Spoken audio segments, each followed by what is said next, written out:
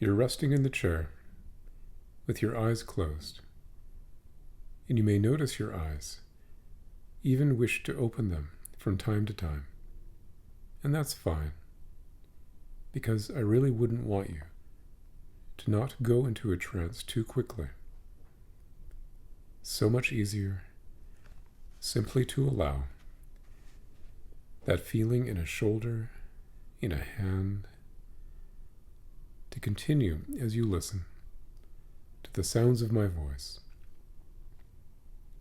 the sounds in the room, the sounds outside the room, other voices, other rooms, while you pay close attention to the changes in an arm, a hand, and wonder if you are going to be able to go into a trance, while your conscious mind has already begun to drift down, to let go for a time, allowing the body to relax the mind, to relax with it, without knowing at times how much more comfortable you really can become.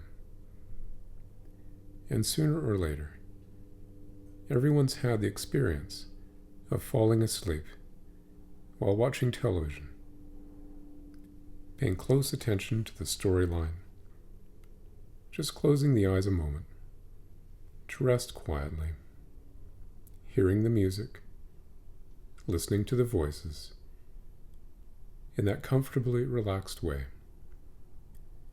When a word or a phrase reminds you of a particular memory, and you drift, dream away for a time, come back to the words again, drift, dream away again, until the words and the music become a soothing sound in the background of the mind, just for a time, and the unconscious mind continues to hear everything of importance to you, while the conscious mind may not notice that you need not listen to everything I say,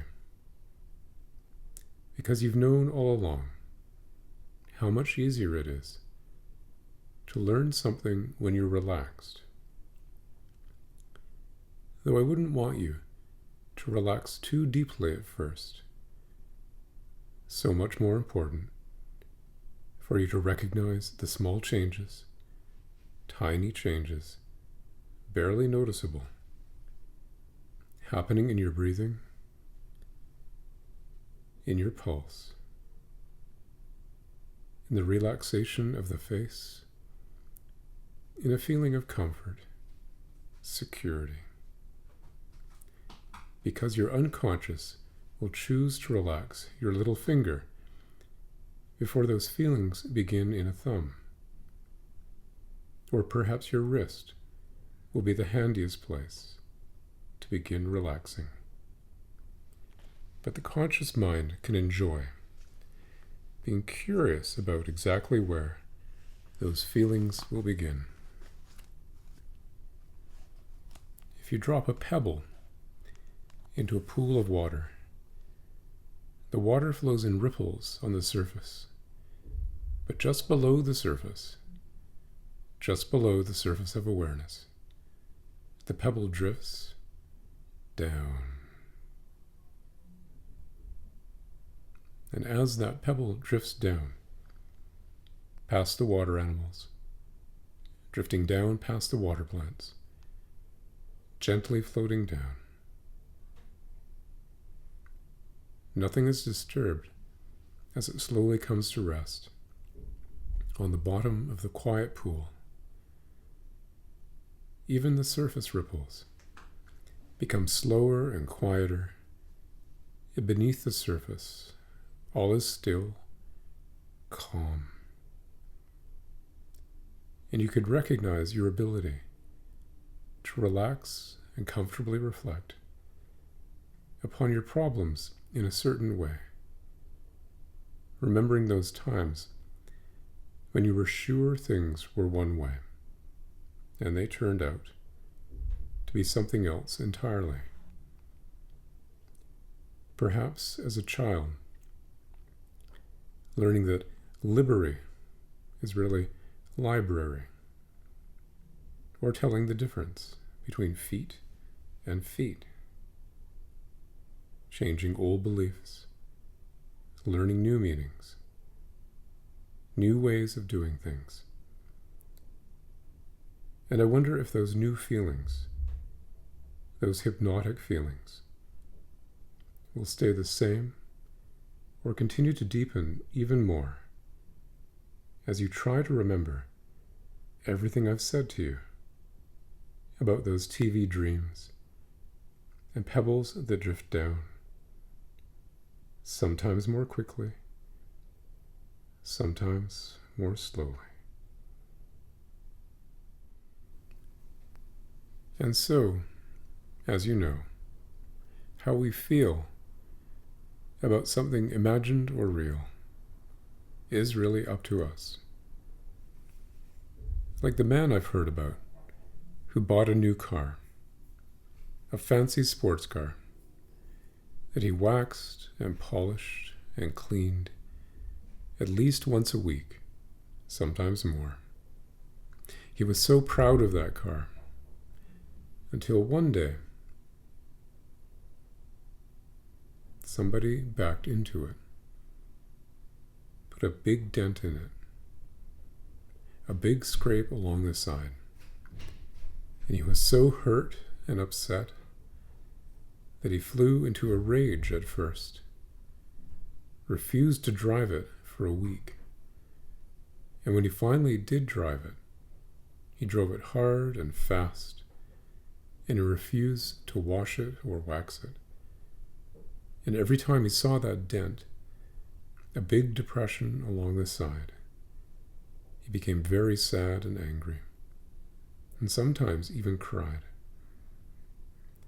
It changed his whole life. Nothing made him happy anymore. Nothing seemed like fun.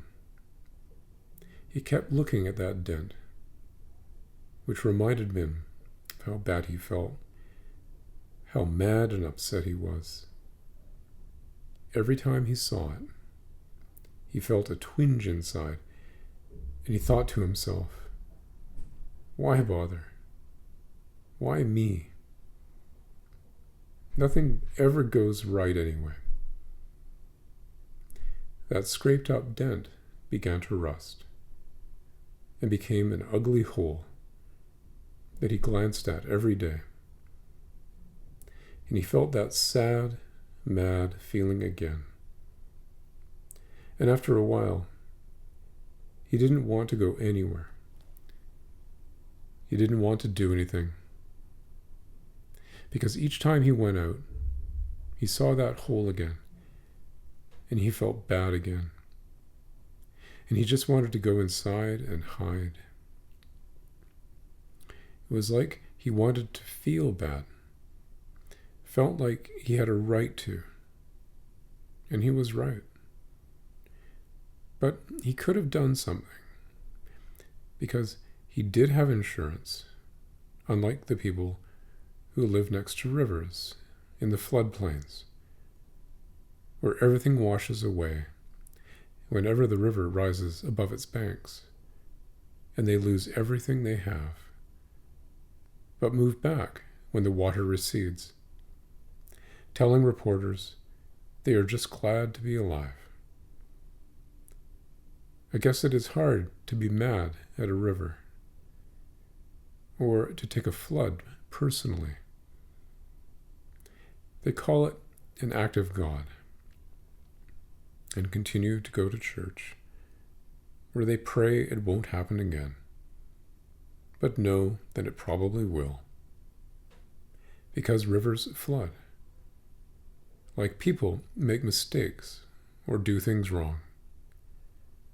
It's just their nature, the way they are. And nobody thinks a river should be different, or gets angry or hurt when it does what it does. And nobody worries that they caused the rain that caused the flood.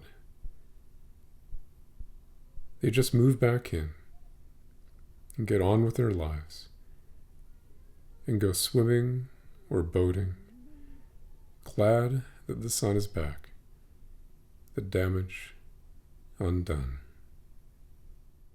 And so, before you allow yourself to drift up completely into conscious, wakeful alertness, it may be useful for you to utilize the time now to think about what you've experienced, the thoughts, images, understandings, and how you might use these later on, from one day to the next.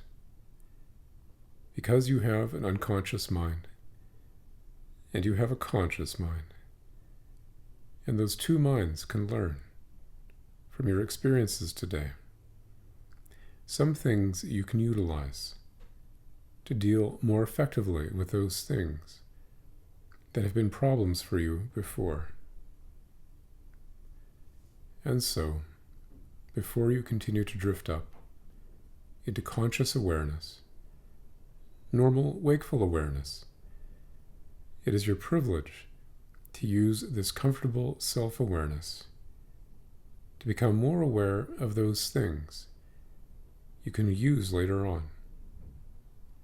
Those learnings, abilities, and skills you may have overlooked before, to give you a new view of the possibilities for a new way of thinking and feeling and doing things. That's right. Take some time now, a brief time that seems to be a long time, to review and plan, at some level of awareness, those things you will do later on, those things you may change later on, as you begin to use more and more of you.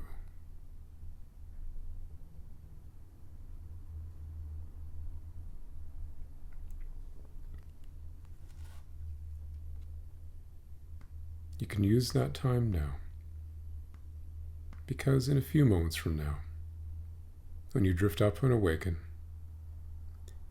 it may be interesting for you to know that in that drifting, relaxed state of mind, where thoughts drift by like dreams, then that enter awareness for a time, and drift through the mind, while some are left behind to be utilized later on, and others are remembered, or seem to be remembered at first, but then become more and more distant, forgotten over time, and the entire experience can seem so far away, as your unconscious mind protects the conscious mind and leaves those things behind, forgotten but remembered too. And time changes too, so you can know what a trance it's been when you begin to know that what seemed to take a short time turns out to have been a long time, or what seemed a long time was really no time at all.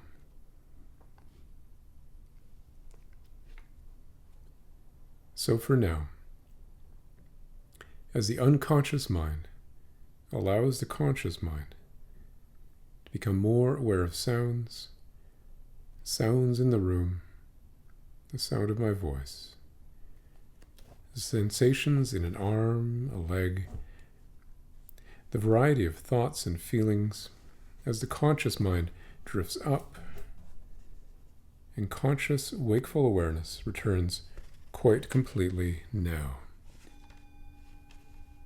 Up to the surface of wakeful awareness, restfully refreshed, comfortably awake, even as the mind drifts up completely and the eyes are allowed to open now. That's right, eyes open. and wakeful awareness returns quite completely now.